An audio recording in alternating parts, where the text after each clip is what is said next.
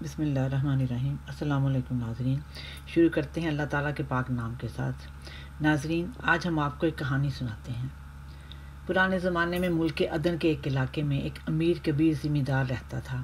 اس کے پاس دنیا کی کون سی نعمت نہیں تھی۔ وہ بادشاہ، راجہ یا کسی علاقے کا حکمران تو نہیں تھا، مگر اس کی حیثیت ان سب سے زیادہ تھی، کیونکہ اتنا دولت مند تھا کہ بادشاہوں اور حکمرانوں کو قرض دیا کرتا تھا۔ اس کی ایک بیوی تھی جو اس کی بہت وفادار تھی۔ دونوں بڑی اچھی زندگی گزار رہے تھے۔ ایک مرتبہ اسے کسی نے مشورہ دیا کہ تمہارے پاس جتنی دولت ہے وہ ڈبل بھی ہو سکتی ہے۔ وہ کیسے؟ ذمہ دار نے پوچھا۔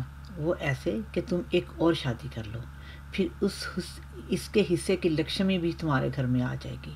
پہلے تو وہ گھبرایا کہ بیوی ناراض ہوگی اور جھگڑا ہوگا، مگر دولت زیادہ ہونے کے لالچ نے اسے اس کام پر مجبور کر دیا۔ پہلی بیوی بہت خوددار تھی، اسے تکلیف تو بہت ہوئی، مگر وہ لڑائی جھگڑا نہیں چاہتی تھی، صبر کر گئی اور خامند کو دوسری شادی کی اجازت دے دی۔ دوسری بیوی کے آنے سے اس کے ہاں اولاد کی نعمت بھی آئی اور اس نے اپنے دونوں بچوں کے لیے مزید محنت کی، انویسٹمنٹ کی اور دولت کو مزید بڑھا لیا۔ یہ نسخہ اسے بہت پسند آیا۔ اب اسے کسی مشورے کی ضرورت نہیں تھی اور نہ ہی پہلی دو بیویوں سے پوچھنے کی، لہذا دوسری شادی کے چند برس بعد اس نے تیسری بیوی لانے کا ارادہ کر لیا، کیونکہ دولت بڑھانے کا یہ بہترین نسخہ ہاتھ آیا تھا کہ خاندان بڑھاؤ تو دولت بھی بڑھتی رہے گی۔ تیسری بیوی اپنے ساتھ اتنی خوش بختی لے کر آئی کہ ذمہ دار نے ساتھ والی ریاست کو بھی خرید لیا اور وہاں اپنی تجارت بڑھا لی۔ جب ہر طرف سے دولت کے ڈھیر آنا شروع ہو گئے تو ذمہ دار کے حرص اور لالچ نے اس کے سینے سے باہر نکل کر پھڑپڑانا شروع کر دیا۔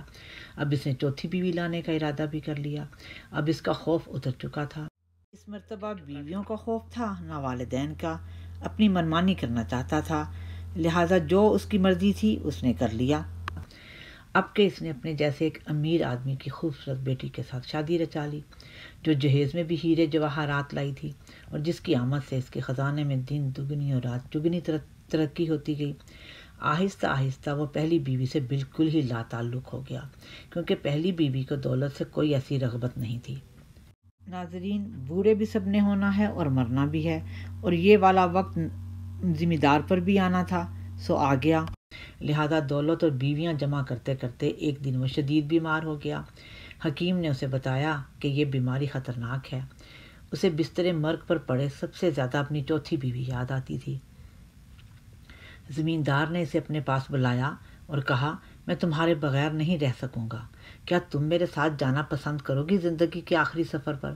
بیوی بولی، ابھی تو میں نہیں جاؤں گی، کیونکہ مجھے تو اپنے قیمتی زیورات اور بیش قیمت رنگا رنگ لباس بہت زیادہ پسند ہیں، میں ان سے بہت خوش ہوں، میں تو یہ سب چھوڑ کر نہیں جا سکتی۔